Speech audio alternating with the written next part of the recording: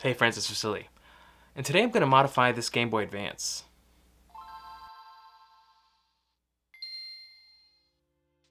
So actually, I never had a Game Boy Advance when I was a kid. My first Game Boy Advance was given to me by my sister, maybe 2017 or 2018. She got it at a thrift shop for a couple of bucks. She wasn't even sure if it was working, but it was. I got pretty excited because I've never played one. I had a Game Boy Color, I had a DS, but the Game Boy Advance and the GameCube era of games I completely missed out on. It was about the time I got a PlayStation 1. Started playing Cool Borders 4 and Tony Hawk's Pro Skater. I didn't really get to experience the Mario world of that. Which is strange too, because before that I was really into Nintendo stuff. It almost felt like I was becoming an adult getting a PlayStation, but it's only because the games felt more lonely. There was a bigger emphasis on single player games. And I got an N64 to play with my friends, Smash Brothers and Mario Kart and that kind of stuff. The Game Boy Advance is a very nostalgic thing for me, and it's weird to think about that because it's nostalgia for something I never had. You know when you feel nostalgia for something in your past, and you usually remember it better than it was. But the Game Boy Advance for me is kind of the opposite. It's something I never knew existed, or never understood how it existed, and I'm getting to experience it for the first time. And it feels as good as that time period was. For a while, I tried to convince myself not to. I figured I wasn't being productive because of video games. And that was kind of a shitty feeling that I was putting myself through. I was denying something that I really loved doing because I thought it was getting in the way of other things that I was trying to do or that I wanted to do. Video games to me are a way of telling a story. And I think most people that really enjoy video games just enjoy stories. I mean, I guess not everyone enjoys stories who plays video games, because there are a lot of games that are just about the online multiplayer and that kind of stuff, but for me, the thing I like most about video games is the story. I decided a while back that I'm not going to deny myself that release anymore.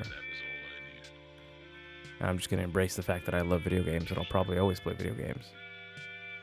But I also decided that I'm not going to play games as a mindless activity. The video games I choose are going to be specific, are going to be ones that I want to play through the story and experience. That doesn't mean I'm not going to play multiplayer games with my friends anymore, but it does mean I'm going to try to not play games that are just online matches over and over again. For a while, I was playing Overwatch a lot. I think for like 6 months straight, I would just come home from work and play Overwatch for 2 to 3 hours and then go to sleep. And I felt empty. Anyway, back to the Game Boy Advance. See, the Game Boy Advance means a lot to me because when I had a Game Boy, I didn't really take advantage of the games that came out for the Game Boy. I got a Game Boy Color just so I can play Pokemon. I don't even remember if I had any other games. I'd played a few games at my cousin's house. He had an older Game Boy, and he had Donkey Kong, which is like the Mario vs. Donkey Kong game. That was really cool. And that game's fantastic, and I have it now, but I don't remember if I had it a long time ago. In fact, the only game I actually remember having is Pokemon. I feel like I had maybe 1 or 2 other games, but I can't remember what they were. When it comes to the Nintendo era of my life, the thing I remember the most is my Super Nintendo. I don't remember when we got an NES, but I remember being 2 years old and playing Mario and learning from my older sister what the 2 buttons were: jump and run faster. And in about 1995, I was like 7 years old, and I got a Super Nintendo for Christmas. I wanted the one that came with Super Mario World, but I got the one that came with Donkey Kong instead, and I was kind of disappointed. But I'm really glad I did, because Donkey Kong is one of my favorite games. Hell, it's my name is a B-boy. I was Donkey Kong. Super Nintendo felt so good. The controls were tight, the graphics were freaking lit. is just something so impressive all the time. Every time I booted up a game, I was so excited. And looking back on it now, I'm actually surprised that I didn't have more games. I mean, I'm not surprised. They were expensive and I was 7. My family didn't want to spend a bunch of money on video games, which makes sense. Growing up, I had to pick and choose my games very carefully. And I remember the first game I ever saved up my own money to buy was Super Smash Bros. For the Nintendo 64. I love that game. But there's something about the 3D world of video games that doesn't feel the same as the Super Nintendo for me.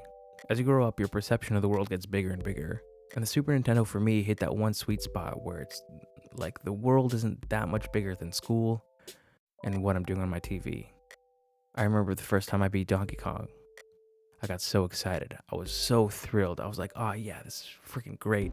And then when I saved the game, it said I was only 62% done the game. And I was so confused. I was like, man, I found a few secrets and I beat the story and I'm only 62% done? What does this mean? What it meant was, there's more. There's more to do. There's more to find. There's more ways to beat Donkey Kong and Diddy Kong rolling through alligators and shit. And that's so cool. A lot of people say that the NES was the father of 2D gaming, because it outsold a lot of the competition that the Super Nintendo mastered what the NES was trying to do. And the N64 brought Nintendo into the world of 3D gaming. And I agree. And even though I had all 3 of those, the one thing that stood out the most was the Super Nintendo. I can't tell you how good I feel about the Super Nintendo. In fact, I still have my Super Nintendo, and it still works. And it's plugged into my TV right next to my PlayStation. I have games from my childhood like Mega Man X and Super Mario World, Donkey Kong Country, and a few others. Batman. But you know what? I actually also didn't play that many Super Nintendo games. But I played the shit out of the ones I had. Not too long ago, I started looking into other Super Nintendo games. I got interested in Earthbound. That shit is expensive, so I didn't buy it. Instead, I bought a repro cartridge. Some people, are kind of against reproduction cartridges, but when games are way overpriced, we're talking like $300 for Earthbound right now, and all I want to do is just play the game, why not? Why not get a reproduction? I'll be honest, as much as I like collecting video games, I want to collect games I actually want to play. I don't really care how expensive or cheap they are. If the game seems cool, then I just want it. I want to play it. But I mean, it's got to be practical, right? I got to draw the line somewhere. I can't go and spend a fortune on every video game I find that I'm interested in. And what became obvious to me was that there's a whole world of Super Nintendo games that I've never heard of, that I've never had the chance to experience. Games with super memorable stories. And yeah, sure, there's that kind of game on every system, but there's something about the Super Nintendo that just feels good. It feels like my childhood. And that feels good. Everyone remembers their childhood fondly, and I'm no different. Whatever you played as a kid, if you play video games, is gonna feel good. And sometimes going back to the games you loved might be difficult because you remember them more fondly. You remember them differently. But one of the great things about going back to games you never played that remind you of your childhood is that you go in with a fresh set of eyes. You go into a brand new world, something you've never experienced that is so similar to something you remember. And it's really cool. And I started growing my Super Nintendo collection, and even started adding Japanese games I've never even played or that never came over here before. What inspired me to do that was really the GameBoy Advance. The Super Nintendo is a 16-bit system. The Game Boy Advance is 32 bits, so it's a little bit more graphically intensive. But it's just the right amount that it still feels like Super Nintendo. In fact, some Super Nintendo games were brought over to the Game Boy Advance, and they're really fun to play there too. They feel almost the same. It's almost like meeting an old friend in a new place. But that being said, the Game Boy Advance also has so many of its own games. Games that I didn't even know about, which seems to be a common theme here. I'm finding out a lot about video games I didn't know about that are very interesting. And honestly, discovering the library of the Game Boy Advance and remembering the love I had for my Super Nintendo is part of the reason why I'm okay with collecting video games in the first place. I've come to terms with the fact that I'm gonna play video games forever. And the two things I want to collect throughout my life are books and video games. The Game Boy Advance almost feels like a Super Nintendo from a whole other world, with familiar characters but in different spaces, different formats. Like, damn, I didn't know Wario games could be so cool. So yeah, modding the Game Boy Advance is kind of like bringing something that wasn't in my past into my future. I'm discovering things for the first time that have literally been around for almost 20 years. And as new video games that I'm interested in are more spaced out right now, I have a lot of time to play. I'm also introducing some of these games, some of these things from my past to my girlfriend, and we're having fun playing together. I have a couple of copies of Pokemon Gold and Silver, so we started playing those, and this is her first real Pokemon game, which is pretty neat. She played Pokemon Shield, and now she's playing Silver, and she feels cheated, which is pretty funny. Like a lot of people who grew up with the old game, she kind of feels like the new game was a little too easy, a little too weak and empty. It didn't give her the real experience. She told me straight up that she just didn't feel prepared for Pokemon Silver, that Sword and Shield kind of let her down. And the point here is that the graphics aren't the point, even though the Game Boy Advance and Super Nintendo look super crisp. It's the gameplay, it's the story that's being told with the pixels. And I think we're in that time where a lot of people my age or around my age are reminiscing on the things they loved, which is why we get so many cool games that look like they should be Super Nintendo games or Game Boy Advance games or Sega games. You know, like Hyper Light Drifter or Scott Pilgrim. All these games that are reminiscent of something old in a new way, with new technology. And there's just something about playing on these old systems that just feels good. The first time I held a Super Nintendo controller, it just felt right. And I've been chasing that feeling ever since. Everyone has their favorite controller. And I'm not saying the Super Nintendo controller is perfect. My hands definitely get tired playing it, but when I think about my childhood and when I think about video games, I think about the Super Nintendo and the Super Nintendo controller. And that's it. That's what it is. I guess what I'm trying to say is that I've accepted my love for nostalgia.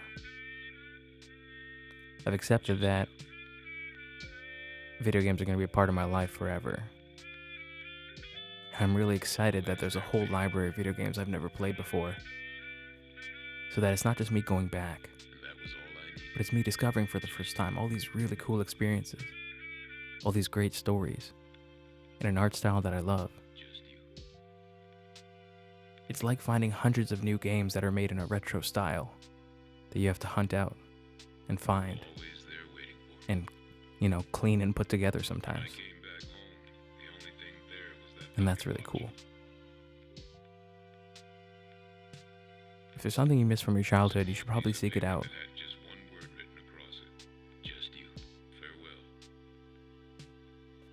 Thanks for listening to me talk about my childhood and the things I look forward to. I really appreciate it. If you want to support my channel, there's a link to my Ko-Fi page in the description. You can also follow me on Twitter and Instagram. Check out the other work that I've done. I don't have a lot of followers, but I'm honestly surprised that people come back to listen to me every time I post a video.